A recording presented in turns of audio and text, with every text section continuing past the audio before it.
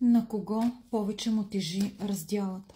Без значение дали сте се разделили от няколко дни или от повече, без значение дали сте гаджета, без значение дали сте съпруг и съпруга, без значение каква е ситуацията. На кого повече му тежи раздялата? Да видим.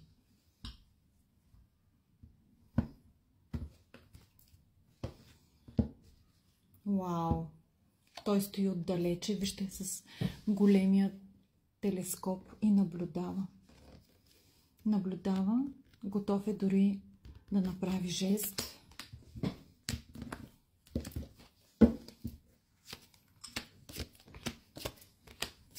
На него много съжалява, гледа някакви ваши снимки, чете някакви... Нещо сте му писали вие.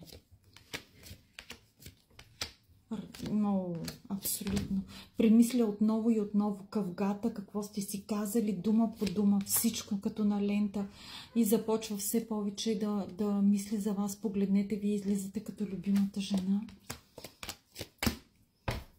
Осмислил е всичко, разбрал е, осъзнал е, че не е давал достатъчно и според мен ще иска втори шанс.